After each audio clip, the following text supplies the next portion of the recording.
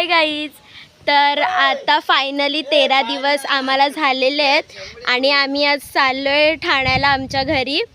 तर आता सगळे रेडी होत आहेत आणि आम्ही निघणार आहे. तर आम्ही आमची रिक्षा केली, आम्ही तिथं पालीला येणार आहे, पण इथून आम्हाला चालत जायचं आहे. तर तुम्हाला मी परत एकदा दाखवेन आमच्या गावचा रस्ता. तो रस्ता म्हणजे आम्ही डेली येतो ना, ते रस्ता म्हणजे आमच्या गावात रस्ता नाही आहे. आत्ता रस्ता बांधला आहे, जे बांधकाम चालू आहे. प्रॉपर रस्ता नाही, धुळाचाच आहे. तर तुम्हाला दाखवते मी. सगळ्यांच्या आतमध्ये गडबड चालू आहे.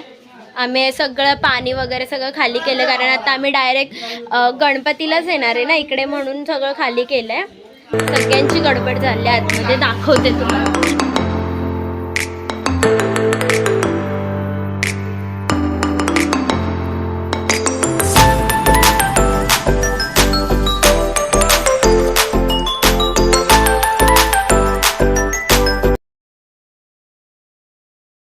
निघालेलो आहोत आता, आम्ही चाललोय. आता आम्ही आमच्या प्रवासाला सुरुवात करतोय. तर माझा असा लुक आहे. तर तुम्हाला रस्ता दाखवतेच मी, कसा आहे तो बघा तुम्ही. आमच्यासोबत बाबा पण येत आहेत घरी.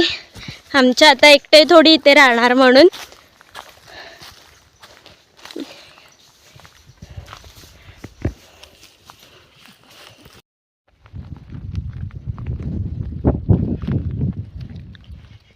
मागून येतात अजून सगळेजण. गाईज खूप तिकडून येतात. इथे आम्ही रेस्ट करतोय जरा थांबलोय, कारण खूप ऊन आहे म्हणून.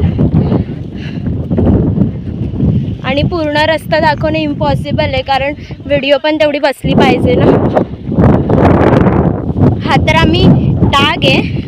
आता मी रस्ता दाखवेल तुम्हाला पुढे कसा. हा मोठा असा माळ आहे आणि आमच्या गावात ना इकडे रिगवणी भरते या प्लेसमध्ये.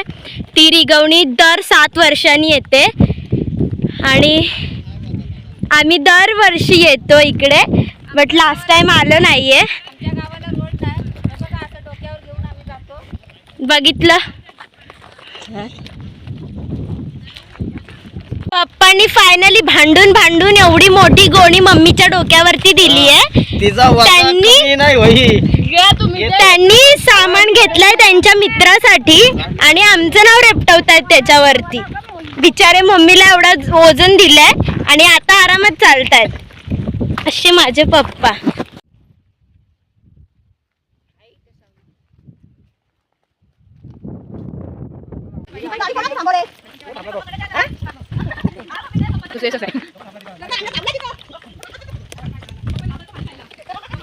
गाईज रस्ताच नाहीये, पूर्ण धुका. चप्पल बघा कसे झाले, पूर्ण धुका पडला. इतकं धूळ आहे ना इकडे.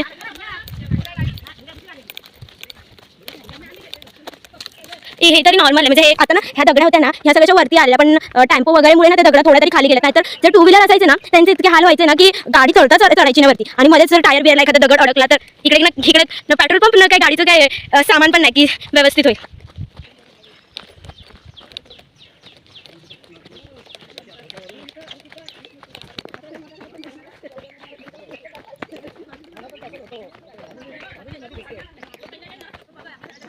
आता धुरला स्टार्ट.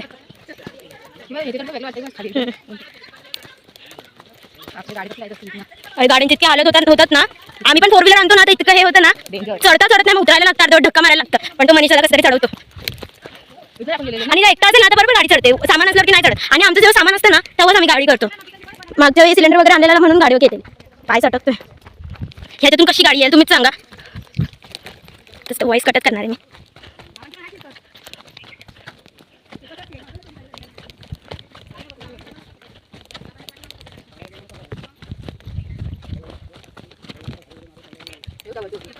हा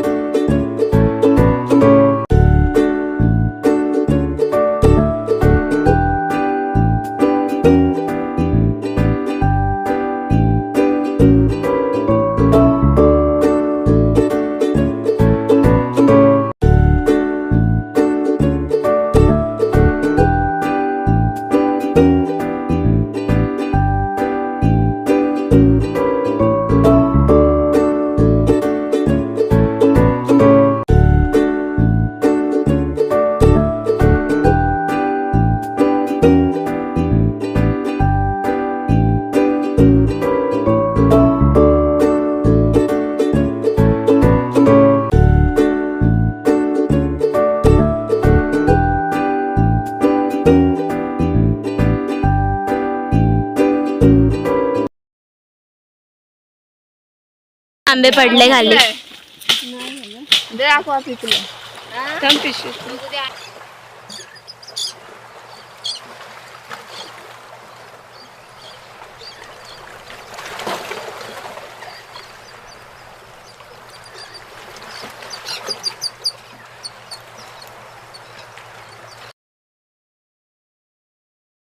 फायनली 2.5 तासानंतरला आम्ही खाली आलोय आणि आमची रिक्षा आली आहे तिकडे. आम्ही सगळे आता रेस्ट करतोय.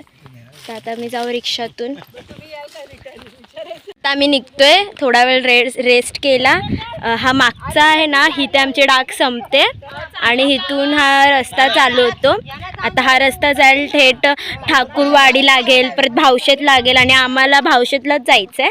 काका हे रिक्षावाले काका ते सोडून येणार आहेत आणि मग नंतरला आम्हाला पिकअप करतील भावशेतला. तोपर्यंत आम्ही बघू चालत जाऊ किंवा गाडीवरती पण जाऊ. तर तुम्हाला दाखवते.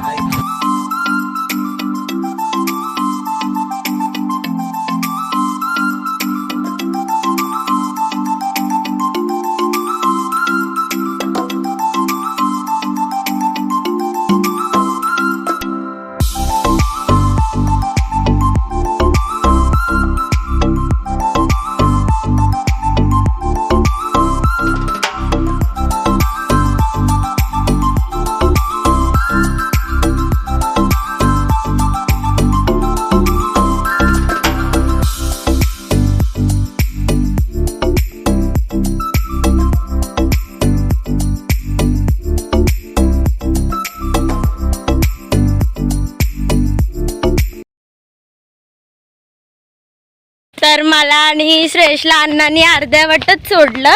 आता आम्ही चालतच चाललोय दोघं. मागे कोणीच नाही आहे, फक्त हा पुढे आहे, बाकी कोणच नाही आहे.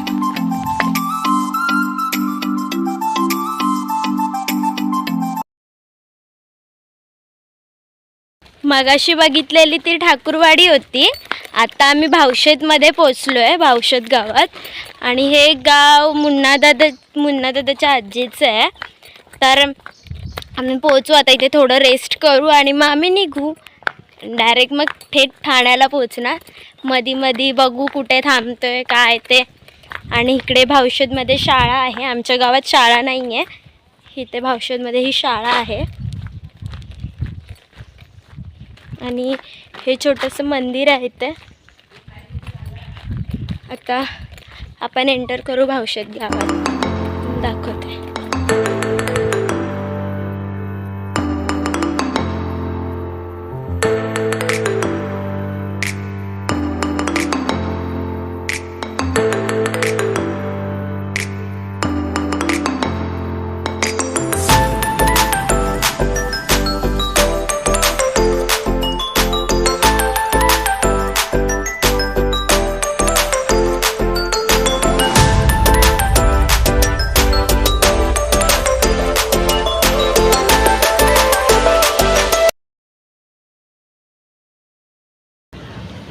तर आता आम्ही पेट्रोल पंपवरती थांबलो आहे आणि आम्ही खालापूरमध्ये आहे आता. तर थोड्या वेळात आम्ही पोचू. खूप कंटाळा आला रिक्षात बसून आणि रिक्षात शूट करायला नाही भेटत त्यामुळे. तर काहीच आफ्टर 9 hours नंतर फायनली आम्ही घरी आलो आहे. फ्रेश पण झालो आहे. आता जेवणाचं बघू काय ते करू. मला अजिबात शूट करायला भेटलं नाही रिक्षात, कारण खूप गर्दी होती. प्लस जागा पण बसायला नव्हती आणि शूट करायला पण जमत नव्हतं. तर मी काहीच व्हिडिओ इथेच एंड करते. Bye bye. थँक्यू.